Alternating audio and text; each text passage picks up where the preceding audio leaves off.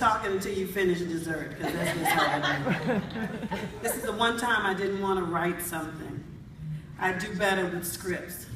I cry at the drop of a hat, and I know some of y'all have seen Hannah cry week after week after week.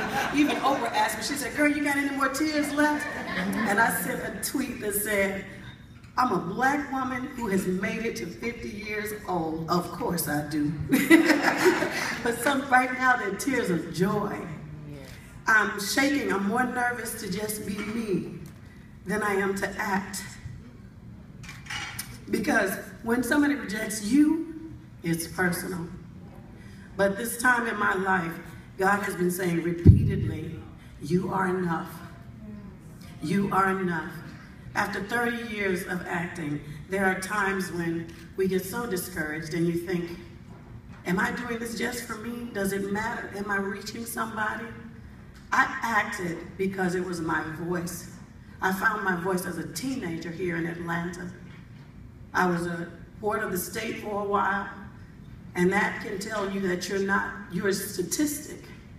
And I look at this room full of strong women, and you know, all it takes is for somebody to tell us we can't do something, and it'll piss you off, and you'll rise up. I was like, I will never be a statistic. And so my journey has been one of surviving. And one of the hardest questions I was ever asked from God one year was, what do you want? That journey has taken me the longest to answer because I wasn't surviving anymore. I was trying to live off of just a wish, and I'm still growing to know that it's okay to want something and wish for something. But at moments like right before this show, I was getting discouraged. I had a job offer. It was wonderful. I was going back to Oregon, a place I loved.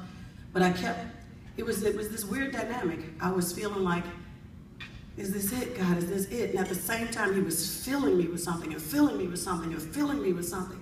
And I was like, how do I get all of that out? And you wouldn't believe it. I prayed, laying down on the floor, listen to this. I couldn't move at one point, and I was listening to Joel Osteen. I was listening to Joyce Meyer. I was listening to T.D. Jakes. I was listening to who is now my bishop, Bishop Dale C. Bronner. And I was looking at Oprah. And I remember thinking at one point, oh my God, I don't want to be on another TV show to ask for help. I want you to help me, God.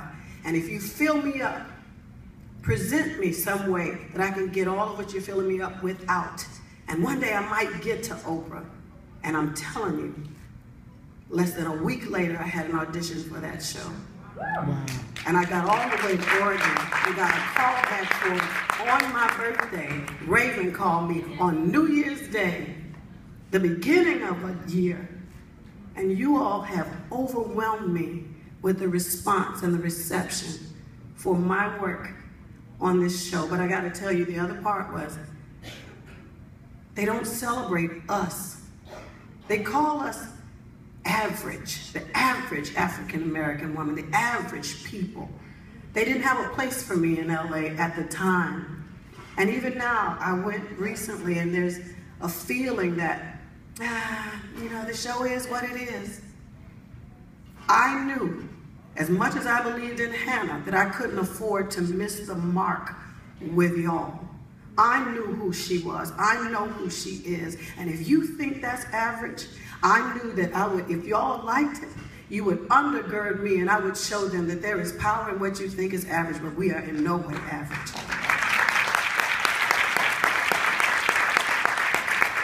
So I thank you from the bottom of my heart. And this is like the first thing that I'm being honored for, and I couldn't have asked for it to be in a better place. My home, the Black Women's Film Network, thank you, Ms. Mims, for the nomination. Thank you so much, Cheryl Gripper. But all of you have gone back with me.